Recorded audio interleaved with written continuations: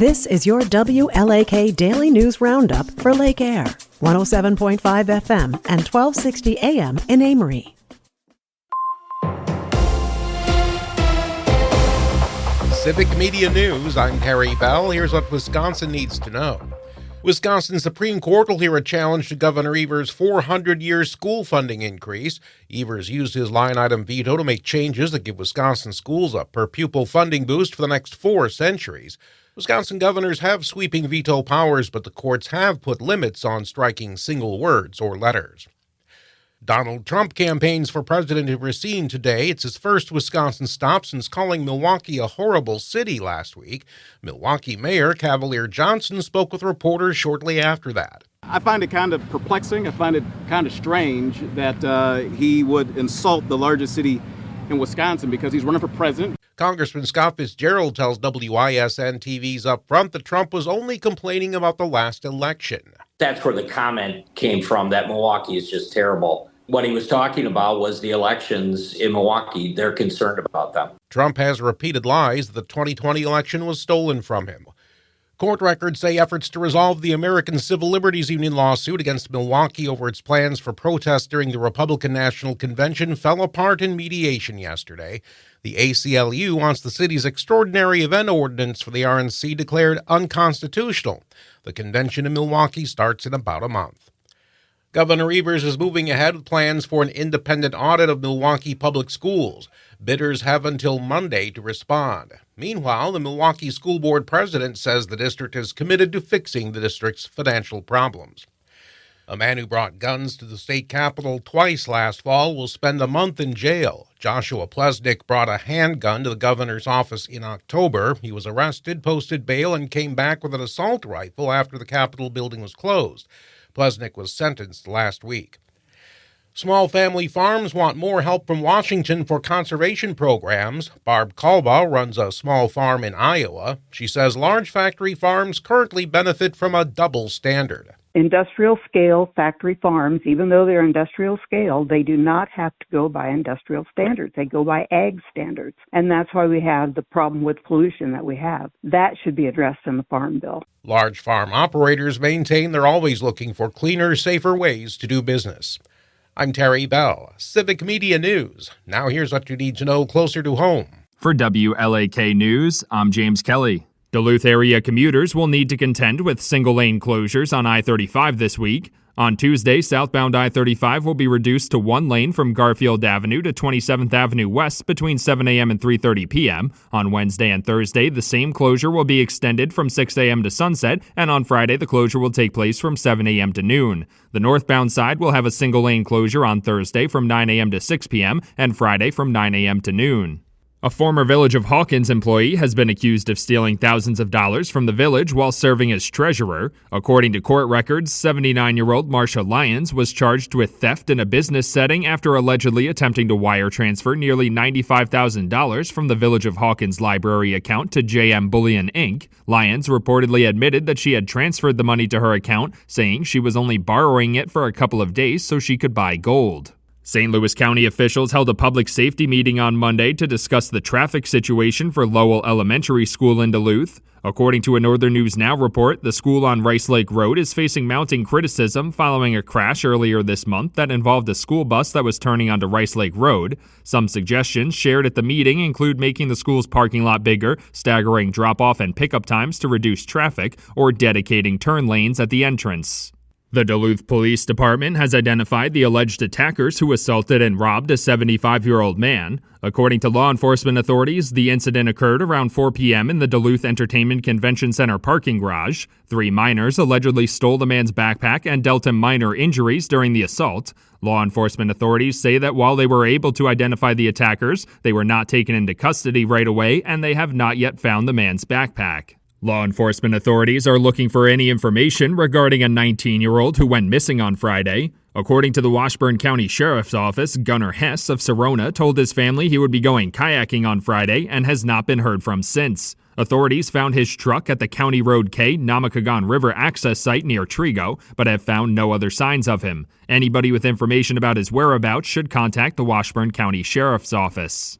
The Wisconsin Department of Natural Resources is encouraging residents to help native pollinators in honor of Pollinator Week. According to a press release, there are about 400 native pollinator species in Wisconsin, like bumblebees, butterflies, and hummingbirds. To help out, residents can plant native plants and trees, provide water and shelter for the pollinators, and maintain a yard free from pesticides and herbicides. There's also a number of volunteer organizations for residents who want to do more.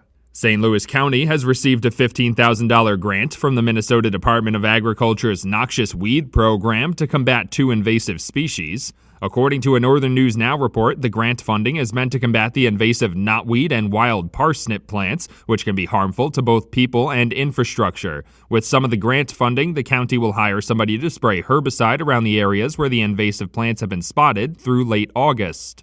A 12-year-old was airlifted to the hospital on Thursday after being hit by a car while riding their bike in Ashland County. According to the Ashland County Sheriff's Office, the crash occurred around 3:30 on Thursday afternoon near an intersection on County Highway C in Marengo Township. Authorities have not released any personal information about the child nor an update on their condition. The driver of the car was not injured, and the cause of the crash is under investigation by the Ashland County Sheriff's Office.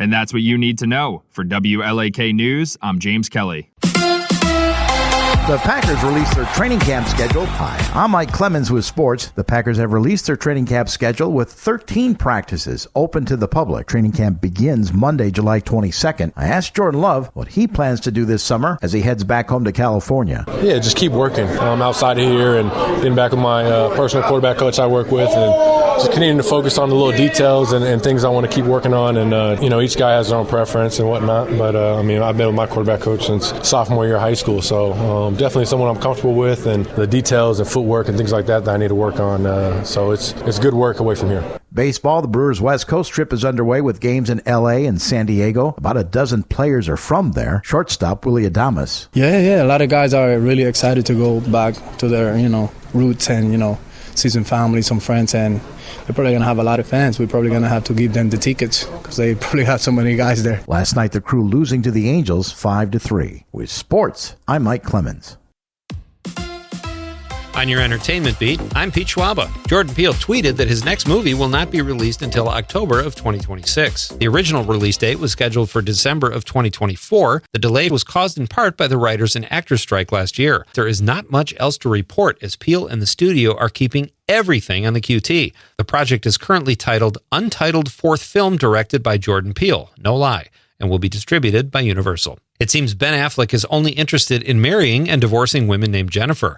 TMZ reports Affleck and Jennifer Lopez are headed for divorce as Ben spent Father's Day with Jennifer Garner, his ex-wife. To help make sense of his breakup and help Americans deal with the trauma, TMZ is putting out a new documentary on Hulu called J-Lo and Ben, Missed Warning Signs. Oh, please make it a miniseries. TMZ is employing the help of Oprah Has-Beens Dr. Phil and Dr. Drew to inform us why the relationship didn't work, but most of all, why we should care. The Tom Brady roast just continues to create collateral damage. In addition to not being funny, the event made many people sad and put Brady's ex-wife Gisele Bündchen's new relationship with her jiu-jitsu instructor, Joaquin Valente, in jeopardy. Insiders say the roast caused her and her boyfriend relationship stress. In a related story, Gisele Bündchen is dating a guy who teaches jiu-jitsu. Are you wondering where Armie Hammer has been? Me neither. But in case you were, Hammer took an industry-imposed leave of absence, taking the hint after being dropped by his representatives and from many projects after a string of women and past girlfriends accused the actor/trust fund kid of assault, sexual misconduct, and cannibalistic desires. Hammer did admit he's been seeking help and treatment and says he got so much hate from people everywhere he would go, he felt bad for his kids. In his defense, he denied the cannibalism accusations, saying they made him laugh so hard he almost choked to death on a clavicle.